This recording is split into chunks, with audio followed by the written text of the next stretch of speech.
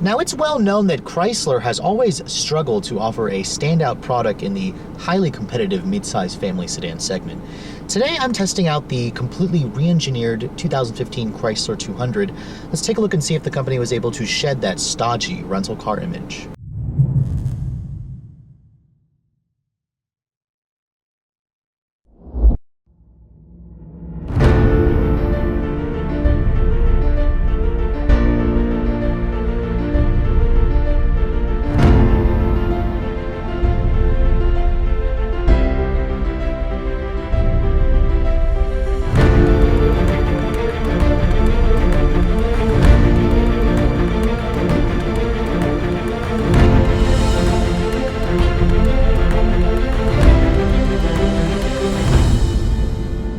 Now, in this class of vehicle, the Japanese manufacturers have pretty much always dominated.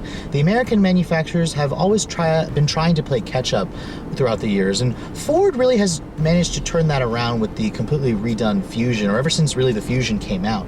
Chrysler, on the other hand, has always struggled a bit. The company originally came to the market with the Sebring and Stratus twins. The Sebring first came to the market in 1995, and throughout the years, it went through 3 generations, finally replaced with the Chrysler 200 in late 2008. Now, the 200 is what I'd like to call a lot of lipstick on a pig. It was basically just a quick refresh to try to cover up a lot of the Sebring's faults. This all-new 2015 200 is a completely redesigned platform. It's part of the FC Fiat Chrysler Automotive compact platform in relationship to their new partnership with Fiat and Chrysler. Now, this platform also underpins the Dodge Dart, which has been doing pretty well. So when Chrysler took the platform and stretched it a little bit to compensate for the midsize segment, to make this car a little bit bigger, a little bit more spacious for this class of buyer, the company really took this segment seriously this time. They really gave us a vehicle that's very stylish. It looks nothing like a lot of the older Sebring or 200 vehicles that it replaced, and I personally think the design is quite handsome, especially for a family sedan.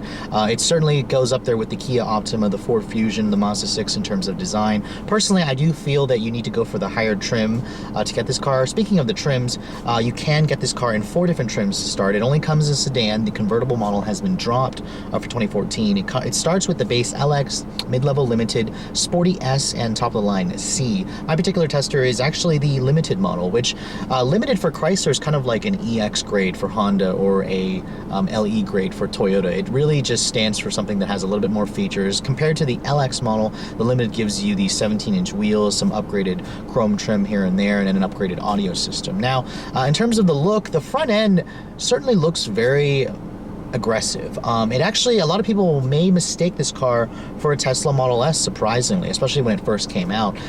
The LED accented headlights are standard. If you guys go for the upper trims, you'll actually have LED daytime running lights with bi-xenon headlights as well. Now, looking around the side profile of the car, the 200 actually got a little bit bigger for this generation. Chrysler stretched the overall length by about 1 inch. They shortened the wheelbase surprisingly by 1 inch, but they also made the car a little bit wider by about 1.5 inches versus the old model, just to give this car a more premium, more aggressive stance. It certainly helps. The 17-inch wheels look very rental car-ish great on my tester. If you guys go for the upper trims like the S or the C, you'll get 18s and 19-inch wheels available. I highly recommend that if you're trying to make this car look less like a rental car. Now, from the rear view of the car, it also has taillights that kind of mimic the headlights. You have standard LED accents for the taillights. You'll get full LED taillights if you go for the upper trims. The 4-cylinder models won't have any kind of dual exhaust or integrated exhaust showing. Go for the V6 model, of course, you'll have dual chrome pipes sticking out of the back. And overall,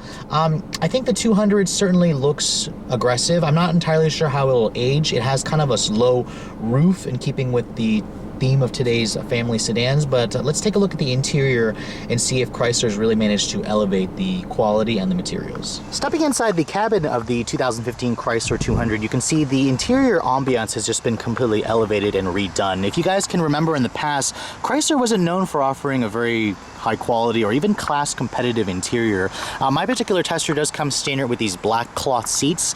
The Limited is not available with leather. If you guys want leather, you need to go for the upper trims. It's part of a premium option option group on the S model and up. The cloth material itself is a little bit scratchy for my taste, but the seats are very wide, they're very comfortable, they do hold you in place pretty well. Now, stepping inside the car, the 200 has a low roof. I'm noticing that the ingress and egress is not as easy as some of its competitors, so I think Chrysler could work on that. But you can see here, getting into the cabin, the overall ambiance is pretty nice actually. It's dominated by that large 8.4-inch screen that's part of the Chrysler Uconnect option for about $800. And all you have to do to start the car up, it actually comes standard with Chrysler's push-button start.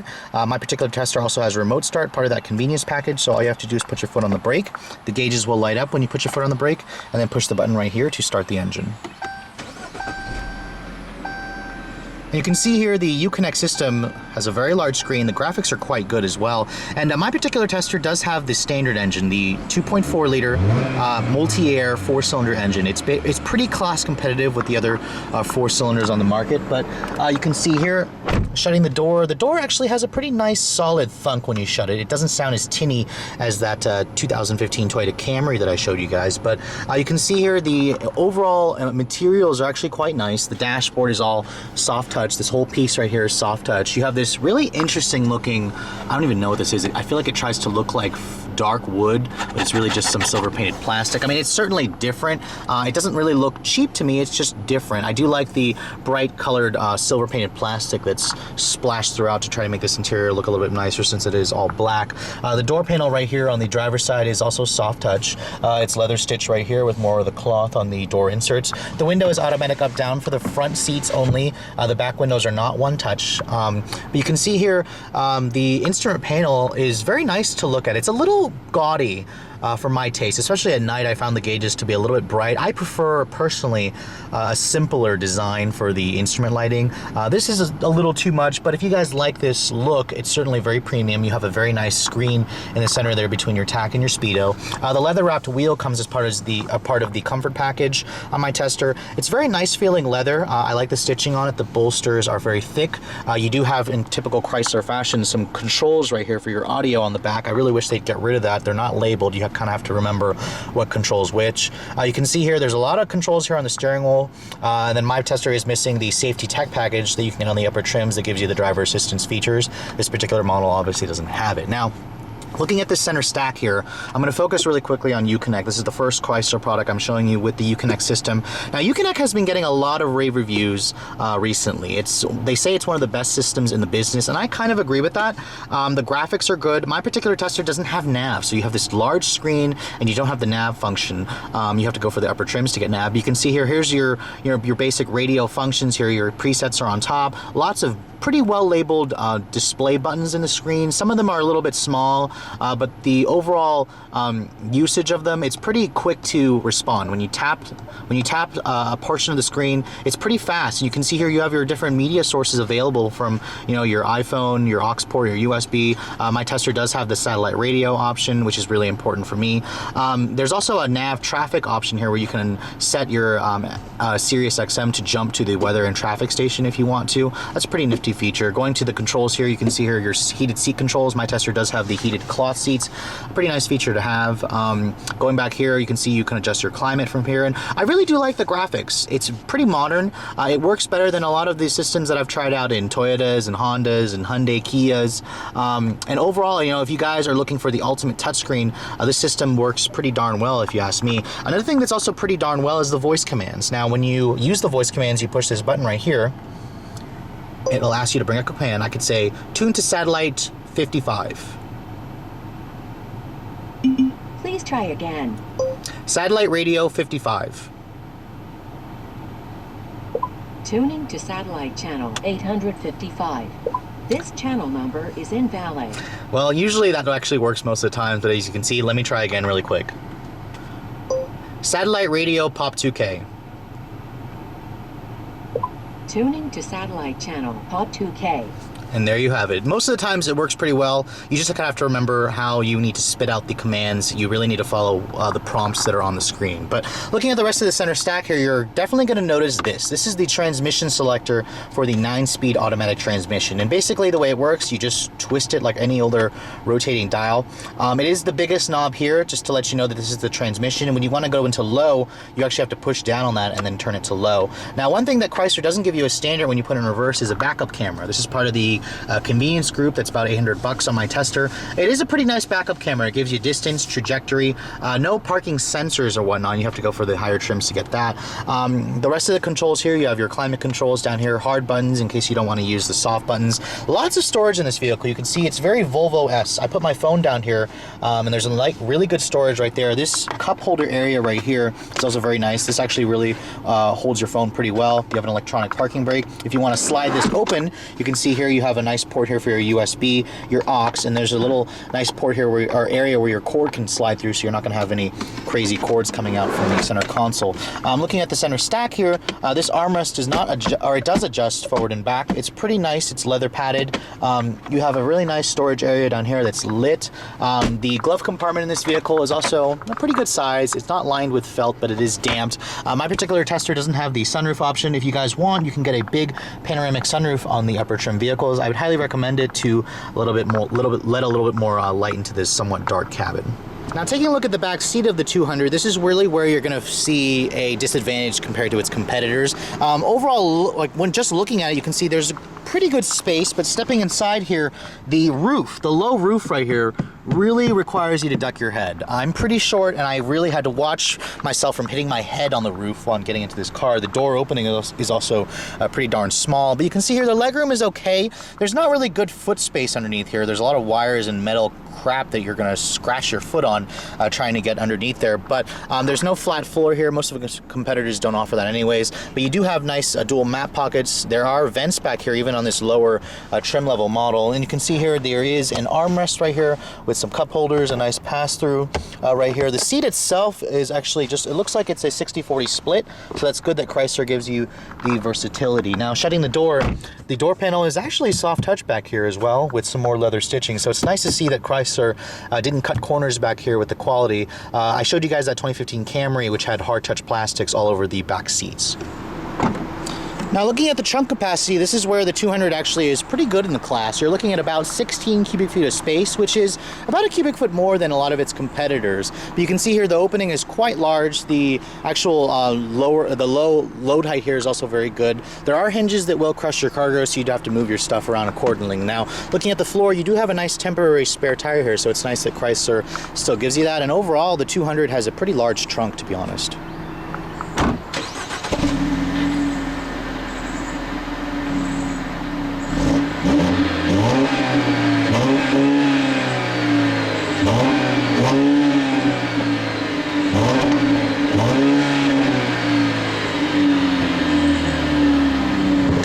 Now, under the hood of the 2015 200, you have your choice between two different engines. I have the base motor in my particular test car. This is the 2.4 liter double overhead cam multi-air 4-cylinder with variable valve timing.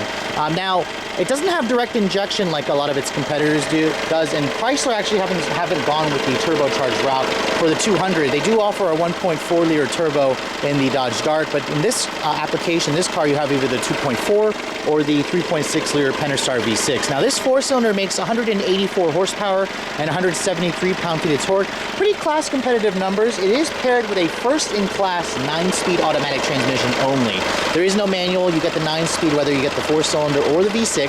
Speaking of the V6, that is a 3.6 liter V6 with 295 horsepower, which is the most powerful V6 in the class. I mean, there was a time where almost 300 horses was really reserved for luxury sports sedan, and now you can get it in a family car like this. Now, this 4-cylinder is rated at 25 in the city, 36 on the highway. Somewhat disappointing numbers considering this is a 9-speed auto. The Mazda 6, for example, will get up to 38 miles to the gallon, or 40 if you guys go for the IE loop technology. The Accord also gets 36 miles to the gallon with a CVT. Now, this car is available standard with front-wheel drive, or you can get all-wheel drive on it with the V6. It makes it one of the few sedans available with all-wheel drive. This is obviously the front drive 2.4 with a 9-speed auto. Let's take a look and see how it all works together, shall we? Now, if you guys can remember, about a year ago, I showed you a brief Redline first drive of the V6 model and front drive with the 9-speed auto. And this is my first time driving the 4-cylinder with the 9-speed auto. So let's get on the road and see how this more volume engine and transmission performs.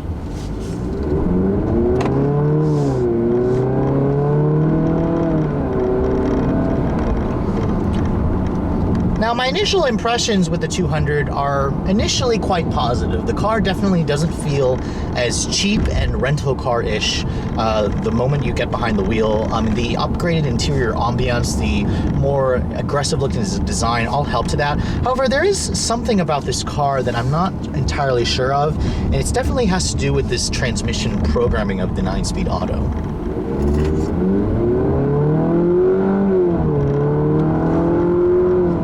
Now, of course, you don't buy a family sedan to go racing like that. In fact, most buyers will be pretty happy with the base 4-cylinder engine. The 2.4-liter engine is the bigger engine in the Dodge Dart. It's a corporate engine for Chrysler.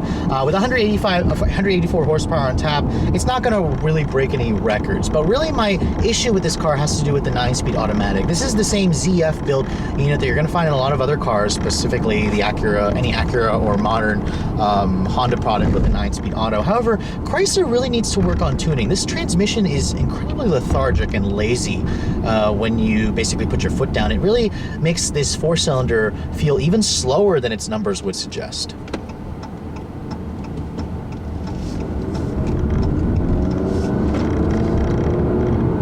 Now, if you can get past the lethargic transmission tuning, the 200 pretty much excels as a sedan. This new model has a new level of refinement that the old one didn't have. The interior is relatively quiet. The soft suspension tuning on this Limited certainly helps to hide and isolate you from the crappy pavement in the DC area that I always constantly have to endure. But, overall, this car is pretty easy to drive, but there is something rather rental car grade or rental car feeling about it when I'm just behind the wheel, especially with this 4-cylinder model. That's not to say that's necessarily terrible. Some of you may not even notice that at all. I'm probably noticing it just because I drive a lot of nice cars throughout this time, and I've driven a lot of the modern family sedans, and there's something about the 200 to me that doesn't really stand out. The visibility in her is also some area that I think Chrysler needs to improve. The side mirrors are really tiny. The A-pillars on both sides are gigantic. I literally lost a lot of big pickup trucks in this A-pillar when you're just driving down the road. And then the visibility out of the back with this low roof. Chrysler really needs to work on the visibility in this car just to make this thing a little bit easier to drive. A lot of you who are coming from a Japanese car like an Altima, an Accord, a Camry, you'll find the interior probably more to your liking, which is probably why a lot of you will just end up trading in your Camry or Accord for the new version, or you'll stick within a Japanese family when you're looking in this class. Now, overall, I think this thing certainly is pleasant to drive. It's not horrible. It's also not sporty. Chrysler certainly wants you to go for the S model if you want a sportier driving dynamic. The steering is pretty light. It's pretty numb. It's pretty devoid of feel. But again, this is the mission more of the Limited model. This thing is just supposed to get you from point A to B without much fuss. And overall, I think that a lot of the other family sedans do stand out in a way that'll probably be more pleasant to a lot of traditional buyers. I just don't see what the reason would be to choose this 4-cylinder version over a lot of its competitors.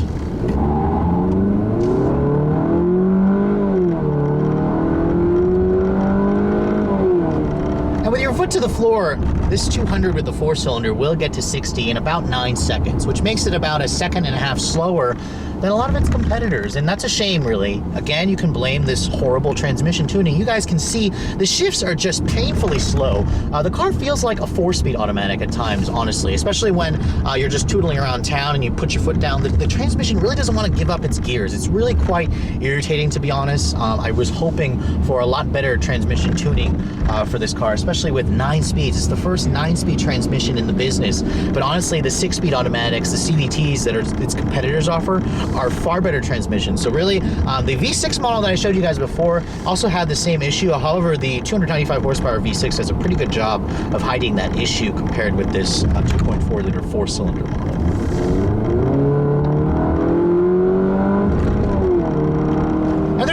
I'm not so sure of is the sound that this 4-cylinder makes. It's a very unrefined, rather thrashy noise, and it reminds me a lot of the crappier engine that Chrysler used to offer in the past. So I'm a little disappointed. The 3.6 liter V6 definitely has a much more aggressive sound, and I would highly recommend it if you guys or just had to buy this 200. It's certainly, the 4-cylinder for me is just kind of the engine to avoid.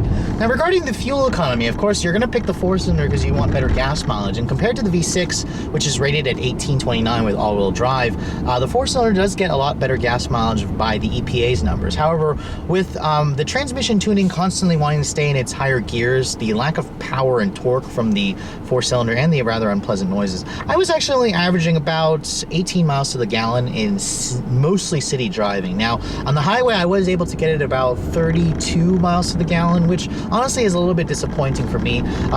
Blame the fact that I constantly have to dip into the throttle just to get this car to accelerate. The 9-speed automatic really could get you the really good gas mileage, but Chrysler really just needs to make this thing shift a lot quicker. If you guys want to review, go back to my 2016 Mazda 6 review. That actually had the best automatic transmission in the business for me, and I really think that's how every transmission needs to perform. Now, regarding the numbers for this car price-wise, the 200 does start a little bit less than a lot of its competitors. The base LX model starts at just under $22,000 plus destination, of course.